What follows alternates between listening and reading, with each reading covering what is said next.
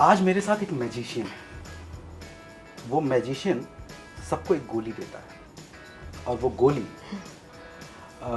दुनिया की सबसे मुश्किल बीमारी, सबसे कॉम्प्लेक्स बीमारी का इलाज कर देती है, तन्हाई, उदासी।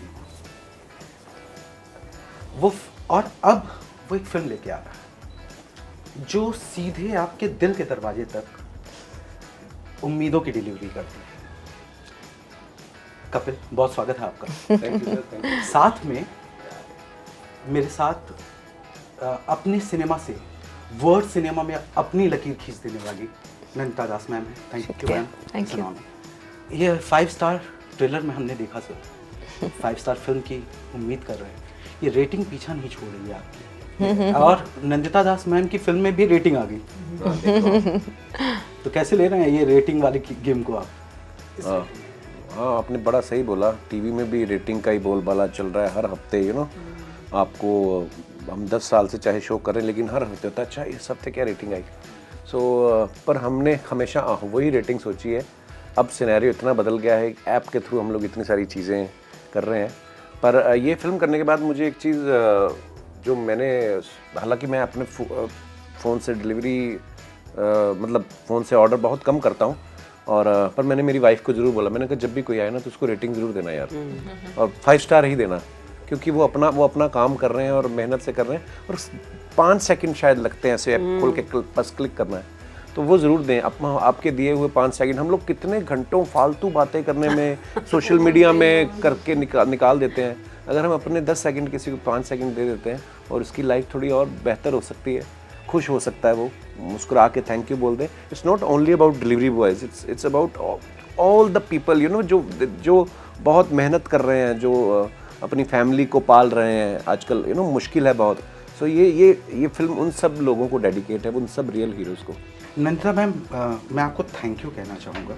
हम दरवाजे के पीछे से लेकर पैकेट और खाने में जुट जाते हैं, भूल जाते हैं कि ये स्टार्स किसी की ज़िंदगी के लिए कितने ज़रूरी होते हैं। आपने जो बात कही ना कि अगर शाहरुख खान भी फिल्म के लिए ना आते, कपिल होते, और जिस नज़रिए से कपिल को देखा है, बहुत सारे डायरेक्टर्स ने, दोनों फिल्में भाई आपकी आई, दोनों फिल्मों के बाद मुझे नहीं लगता कि हर किसी को लेबल कर दिया जाता है। शाहना को लेबल कर दिया जाता है, नंदिता मैम को लेबल कर दिया जाता है। उस लेबल को तोड़कर आप तक पहुंचना, आपको देखना। हाँ, पहली बात तो ये शाहरुख खान वाली कहानी जो घूम रही है, इसको मैं थोड़ा सा बताना चाहती हूँ। उसका कॉन्टेक्स्ट कहने का मतलब सिर्फ यही था कि एक जो सादगी मुझे चाहिए थी, एक जो रियलपना मुझे चाहिए था, उसके लिए मैं, क्योंकि कई लोगों ने सोचा शायद मैं इनके पास इसलिए जा रही हूँ कि ये बहुत पॉपुलर एक्टर है, पर इसलिए मैं नहीं गई थी। मैंने तो इनका शो भी नहीं देखा था इनको कास्ट करने से पहले, तो मैं इनके पास गई क्योंकि इनके चेहरे पर, इनके हाव भाव में, इनकी बॉडी लैंग्वेज में कुछ मैंने ऐसा देखा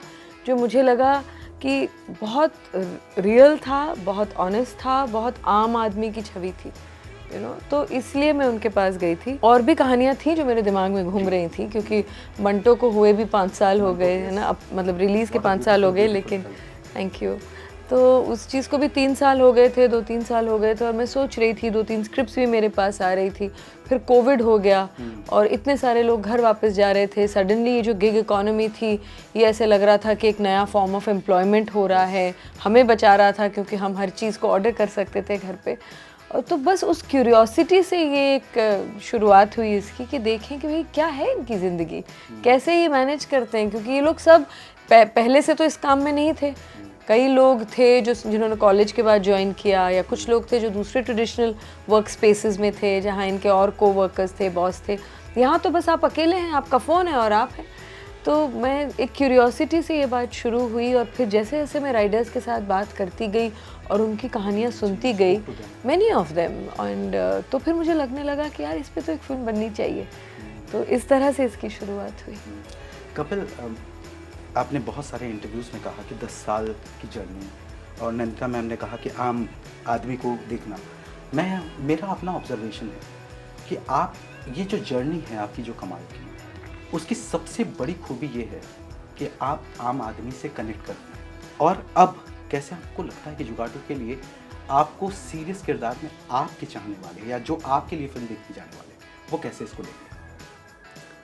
सर मुझे ऐसा लगता है कि जब भी, जैसे अब अगर मैं अपनी टीवी शो की बात करूं, उसको 10 साल हो गए, उसको पहले 97 से मैं काम कर रहा हूं। 97 से मैं थिएटर करना शुरू किया था प्रोफेशनली, मतलब बाहर लोगों के साथ। आई थिंक 26 साल हो गए इस बात को। तो आज अगर हम कहें कि हमें सडनली एक चीज़ के लिए प्यार मिला है या किसी भी, उसके पीछे भी एक लंबी कहानी होती है, जर्नी होती है। सो ये फिल्म मुझे लगता है कि लोग, ऑब्वियसली सबको पता है कि ये कॉमेडी फिल्म नहीं है, पर इसमें सब रंग हैं ज़िंदगी के। जो आप आज सुबह से आप जब उठते हो रात सोने तक, आपकी लाइफ में कितनी छोटी छोटी चीज़ें होती हैं कि किसी देख के आप यार अरे ये क्या हो गया, कोई वीडियो देख लिया मन अपसेट हो गया, किसी से बात कर ली खुश हो गए आप, तो वो सारे रंग आपको इसमें नज़र आएंगे। और मुझे लगता है कि मेरे लिए नहीं, लोग शायद इस किरदार के लिए देखने जाएंगे। उस किरदार, वो जो हमें जो कमेंट्स भी आ रहे हैं लोगों के, या लोग मिलते भी हैं, वो कह रहे हैं कि यार हाँ ये किरदार में आप लग रहे हो, तो वो एक जो एक इनोसेंस, जो उसकी स्ट्रगल वो आपको दिख रही है स्क्रीन पे।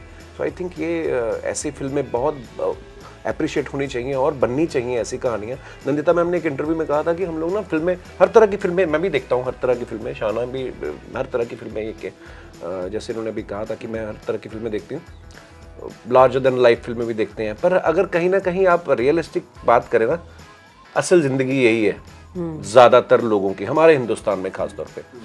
और फिर जब मेरे लिए सबसे सरप्राइजिंग ये था कि मैं जब साउथ कोरिया गया मैम के साथ ना, उनका इंफ्रास्ट्रक्चर और मतलब बड़ी बड़ी बिल्डिंगें, एलईडी तो उनके वहाँ ऐसी लगी थी सड़कों पे जैसे हमारे जाले नहीं लगे होते जाले जैसा। पर वो लोग भी इस फिल्म से इतना कनेक्ट किए। फिर हमने पूछा कि आप क्यों रो रही हैं मैडम, तो एक ऑडियंस में कोई कोई जहाँ वो जर्नलिस्ट भी थी शायद, उन्होंने तो बोले कि नहीं ये वर्ल्ड वाइड हुआ है, हमारे यहाँ भी लोगों की बड़ी नौकरियाँ गई हैं और वो जुड़ गए उस किरदार से। तो अगर वो दूसरे देश के लोग जिनका हमसे कल्चर भी शायद अलग है, खाना पीना भी अलग है, वो लोग अगर कनेक्ट कर रहे हैं, क्योंकि इमोशन तो सबके अंदर एक जैसे है, एक ही होता है। शाहना, पहले भी आप तो पहले भी काम कर चुकी हैं नंदिता मैम के साथ, कैसी डायरेक्टर है? मैं एक्टर के तौर पे तो फिनोमिनल है, फिर आपके टाइम पे भी मैं मिला और नवाज भाई से, और उसके बाद मंटो के टाइम पे नवाज भाई से भी पूछा। ये मैं आप लोगों से जानना चाहता हूँ, टास्क मास्टर है कि नहीं भाई, एक्सप्रेशन आने चाहिए तो ऐसे आने चाहिए, कैरेक्टर में जाना है तो ऐसे जाना है, या लिबर्टी देती है? मतलब दोनों हैं मेरे ख्याल से। तो एक कैप्टन ऑफ द शिप जिसको बोलते हैं ना, उनका तो काम ही ये है कि छूट, वो कब लगाम छोड़नी है, कब पतंग में ढील देनी है और कब उस ढील काटनी है। तो यही खेल है डायरेक्टर का। और I think as an actor हमें हमारा एटलीस्ट मेरे लिए मज़ा उसी में आता है कि आपको लगे कि आपके डायरेक्टर में वो विजन है, वो क्लैरिटी है कि वो आपको शेप कर रहे हैं, आपके कैरेक्टर को शेप कर रहे हैं, आप यूर इन सेफ हैंड्स, है ना। तो वो शी डज़ रियली वेल। मतलब ये तो मैंने तो पहले भी इनके साथ काम किया, लेकिन हाँ फिराक में हम लोगों का 6 दिन का काम था, अभी इसमें हमने 20 दिन 22 दिन काम किया है। तो उसका एक वो जो पहली जो फर्स्ट इम्प्रेशन जो था एज अ डायरेक्टर, वो आज भी I feel she is just grown more and more into it, जहाँ पे हर डिटेल में वो घुसी हुई है, लेकिन बहुत स्वाभाविक रूप से। ऐसा नहीं कि वो कुछ उन्होंने डिसाइड करके रखा है, तो वो भी एक फ्लो में है, क्रिएटिव फ्लो में है, लेकिन हर चीज़ पे उनका ध्यान है। तो उसका एक अपना ही मज़ा भी है और एक रिस्पेक्ट है, एक कॉन्फिडेंस आता है कि नहीं, you are in safe hands. Thank you Shahana. हम एक दूसरे की प्रशंसा करने में वैसे बहुत माहिर हैं और दिल से करते हैं ना, इसलिए आसानी से हो जाता है। तारीफ से जो है ना, वो तारीफ निकलनी चाहिए। नहीं, पर एक होता है कि आप प्रमोशन कर रहे हैं तो आपको करना पड़ता है, वो नहीं लग रहा है। हम एक दूसरे को सही दिल से चाहते हैं और रिस्पेक्ट करते हैं एक दूसरे की, तो वो चीज़ निकल के आ रही है। आपने बड़ी सही बात बोली। हम लोग ना, जैसे हम लोग बात कर रहे हैं कि हम इनको किसी को थैंक यू बोलने में भी शायद गुरेज करते हैं, या रेटिंग देने में किसी को गुरेज करते हैं। मैंने देखा कभी किसी को चीज़ भी अच्छी लगती है ना, लोग वो भी खुल के नहीं करते, खुल के नहीं बोल पाते हैं। ऐसा भी है, मैंने तो बड़े देखे हैं ऐसे। पर हम तो दिल से करते हैं। हाँ, कोई पसंद है तो दिल से पसंद है, नफरत है तो दिल खोल के वो भी बता देते हैं हम, तो हमारा खुला है। एक बात फिरंगी के बाद ऐसा तो हुआ नहीं होगा कि आपके पास फिल्म नहीं है, क्योंकि मैं जानता हूँ फिल्म तो आई आपके पास, खबरें आती रहती है। नंदिता मैम का कॉल आया, आप मतलब नंदिता मैम की कहानी चुनना जी, मैं क्योंकि बिल्कुल आउट ऑफ बॉक्स है, मुझे पता है उनके साथ काम करना और उनके साथ उनके प्रोसेस को समझना, वो जिस तरीके की एक्ट्रेस नहीं है और जिस तरीके की स्टोरी टेलर नहीं है, उस कहानी को चुनना, उसके लिए एक डिफरेंट माइंड सेटअप की ज़रूरत है। तो आप ऐसी चीज़ की तलाश कर रहे थे? सर मैं तलाश तो नहीं कर रहा था कि कोई ऐसी चीज़ मेरे, पर मुझे हाँ, एक इंतज़ार तो रहता ही है किसी भी कलाकार को कोई अच्छी चीज़ करने को मिले। और मैंने इनकी फिल्में एज एन एक्टर भी देखी हैं। मुझे ये उनका मैं एज एन एक्टर तो फ़ैन था ही। इनकी फिल्में दोनों फिराक और मंटो भी मैंने देखी हैं। सो लोगों को ये लगता है कि ये बंदा ना टीवी पे हंसाता है तो ये शायद फिल्में भी ऐसे ही दिखता होगा, है ना। तो उल्टा मेरे को जल्दी कोई कॉमेडी फिल्म पसंद भी नहीं आती है। हाँ, मेरे को लगने लगता है कि नहीं यार, ये कोई बचकान बात हो रही है। बहुत अगर किसी का रिव्यू अच्छा है तो फिर मैं देखने जाता हूँ कॉमेडी, क्योंकि बड़ी थिन लाइन होती है कॉमेडी पे हंसना या इस बात पे हंसना कि ये क्या कर दिया यार इन्होंने, है ना। हंसी दोनों पे आती है। तो मैं बड़ी सीरियस फिल्में भी देखता हूँ, हर तरीके का सिनेमा देखता हूँ मैं। और जब से मैं थोड़े पहले तो सबटाइटल के साथ शुरुआत की इंग्लिश फिल्मों की, फिर धीरे धीरे मैंने अभी कोरियन फिल्में, ईरानियन फिल्में, हाँ थोड़ा मतलब वही उसी को शायद हम लोग कहते हैं कि एज एन एक्टर हमें और उम्र के हिसाब से आप ग्रो भी करते रहते हो, है ना। तो मैंने फिर वो, हाँ उसमें फिल्मों का बहुत बड़ा हाथ है। सबटाइटल के साथ जब मैं फिल्में देखता हूँ तो मैं सीखने की भी कोशिश करता हूँ कि यार अच्छा इस फिल्म में टेकिंग देखने में मुझे बड़ा मज़ा आता है। अच्छा ये एक्सप्रेशन बिना डायलॉग के एक बंदा एक बात कर गया। तो ये छोटी छोटी चीज़ें, जैसे ही मुझे ये फिल्म मिली तो मुझे इनका पता ही था। मैंने कहा यार ये डायरेक्टर तो अच्छी हैं, एक्टर भी बड़ी अच्छी हैं, तो मुझे ना ये पकड़ के रखेंगी। सो मुझे क्लियर था पहले दिन कि मैं इनके साथ फिल्म करने वाला हूँ। बस स्टोरी की नरेशन लेना बाकी था। मैं तो पहले मान गया था क्योंकि वो उनकी क्रेडिबिलिटी है ना उस चीज़ की। क्रेडिबिलिटी तो नो डाउट है भाई।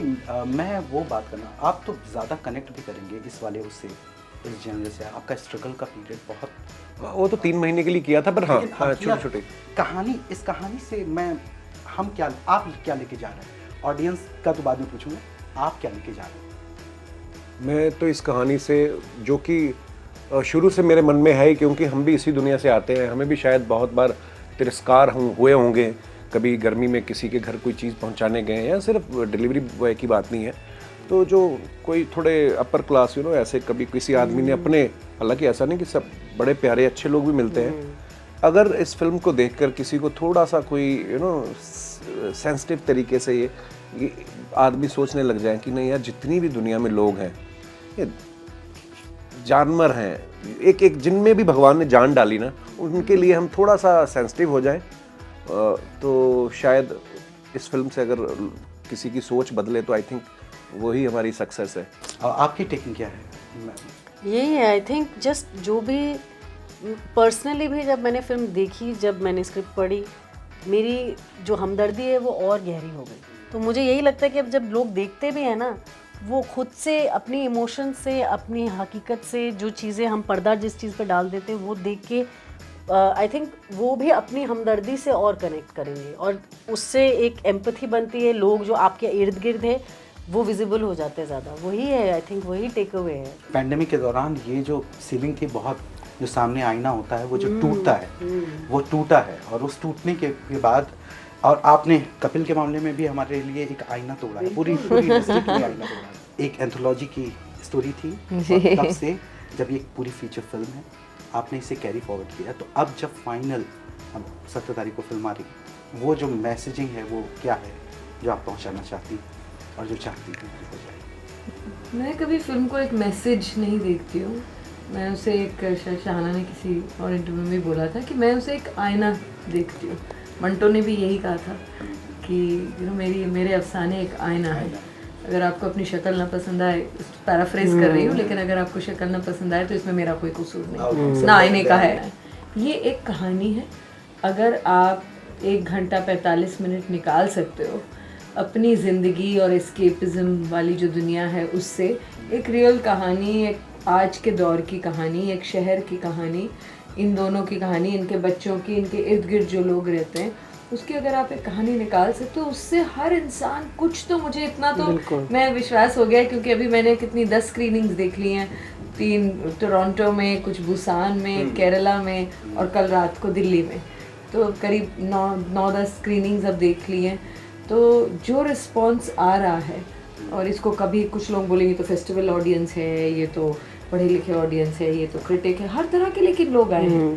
टोरंटो में इनके जो फैंस थे, जिन्होंने कभी शायद कोई फेस्टिवल भी नहीं देखा होगा, जो एकदम ठेठ पंजाबी फैंस जो इनके थे, जो सिर्फ कपिल शर्मा को देखने आए थे, उनसे भी मैंने पूछा आखिर में, या उन्होंने आके मुझे बताया कि हम तो बस सिर्फ कपिल शर्मा को देखना, वो तो मुझसे नाराज़ शुरू में तो आपने उनकी कॉमेडी नहीं करवाई, आप तो सिर्फ इनसे तो सीरियस लग रही। पर वो जब निकले वहाँ से तो उन्होंने कहा कि हम धीरे धीरे भूलते गए कि ये तो कपिल शर्मा है। और यही सबसे बड़ी स्ट्रेंथ, कॉम्प्लीमेंट एक एक्टर के लिए होता है, यू नो। तो अब तक जो लगा है, मुझे लगा है कि एक कनेक्शन है, लोग मूव होना चाहते हैं, लोग महसूस करना चाहते हैं। हम अगर उन्हें थोड़ा सा कुछ महसूस करा सके तो वही हमारे लिए बहुत है। महसूस हो रहा है और हम फील कर रहे हैं, हम फील कर रहे हैं कि एक अपनी सी कहानी, अपनी ज़िंदगी की कहानी, अपने आसपास के लोगों की कहानी, शायद ये आपको एक बेहतर इंसान बनाए बिना कुछ कहे। देखिए ज़रूर। Thank you.